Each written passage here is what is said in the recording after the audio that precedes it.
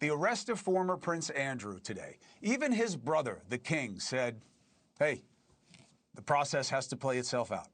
Let's talk about what it means and what it could mean here. Two men who know the culture and the consequences. Host of Naughty But Nice, iHeart, you can watch it every day, Mr. Rob Shuter, who also worked for the British royal family, and Mr. Andrew Eborn, who is a British broadcaster and international attorney. Wow, look at how well you are dressed as well. You know what? I'm not surprised. All right, so Rob, first, the idea, we spoke this morning, thank you very much for coming on the SXM radio show with me.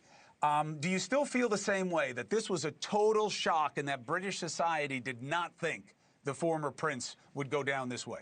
Total shock. I've spoken to my friends in Britain, people I work with in Britain all day. They did not see this coming. The thought of having one of Queen Elizabeth's sons, her favourite son, arrested is just something that I don't think anybody in Britain could get their head around. Even seeing these pictures of him being released is something that has really stunned many, many people in Britain. We know that the King did not know in advance. I'm also told too by my insiders that Andrew did not see this coming. He has a big sense of self, he has a huge ego, and he just never saw this day.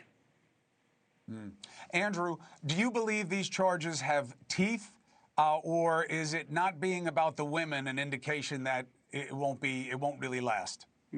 Well, I think a couple of points. Firstly, I wasn't completely surprised at all, because if you look at the narrative and where we've got to, I always say that trust comes in on foot and leaves on horseback, and trust in the media, trust in the royals, trust in the police has been at an all-time low. So the pressure has been mounting on everybody to do something.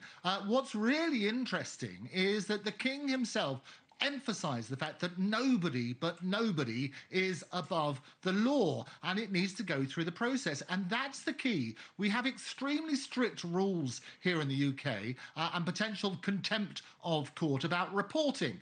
And what happens if you publish material that could create a substantial risk that the course of justice might be seriously impeded, then basically you are guilty of an offence. And we have to be very, very careful about what is said. We have to be very, very careful about analysing any evidence or commenting or speculating. But we have to basically stick to the facts. So when the police report came out, they turned around and said at the very beginning, at about 8 a.m. this morning, that an unnamed, and they weren't going to name the person, a person had been arrested. It was actually, interestingly, the King himself who disclosed the name, and our Prime Minister, that basically it was the former Prince Andrew. But it needs to go through that sort of process, and I think that's the key thing. The other thing that's happened in the media is people are talking about lots of the sex victims and so on and so forth, which are indeed appalling, and they are rightly calling for justice at the appropriate moment.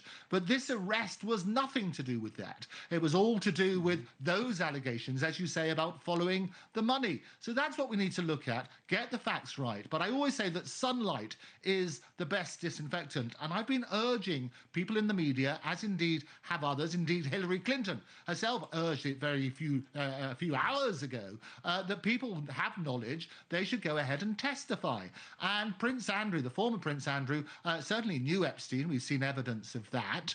The question is, what did he know? And also I make this point, that it's not just Andrew. It doesn't happen that royals act alone. There will be lots of people who would have known of his movements. There are lots of people who would know, because they have to help with those arrangements, what was going on. So we need to look at that. Sunlight is the best disinfectant, but it needs to go through the proper process to avoid the difficulties, and also be very, very cautious about contempt of court.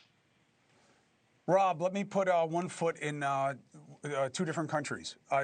Do you believe there's an expectation in the UK that there's more to come on Andrew? And do you believe that this may redound and echo here in the US in terms of calls for accountability? Yeah, a couple of things. This Andrew thing has been a drip, drip, drip. This has not started recently. We've been talking about this for a really long time, which is why I think people are in absolute shock today that this has been going on for months and months and months. And so finally to see today to a lot of people, to a lot of victims, to a lot of people involved in this process, is an extraordinary day. I do think it will have an impact here too. This has been deafening. This is not just a British story. It's around the world. We're talking about it here in America. In fact, that's all anybody is talking about it. You're leading your show with it. So I think it's going to have a massive effect here in America. I'm not quite sure it's going to shake the power structure as it has in Britain, but it took a long time to get there in Britain. I think it's going to take many more months for it to happen here in America. Gentlemen, to be continued. I appreciate you both. Thank you very much for coming in and affording us the perspective. Andrew, nice to meet you. Rob, as always, thank you very much. Thank you for watching. Subscribe below and download our NewsNation app right now on your phone, and you will get fact-based, unbiased news for all Americans.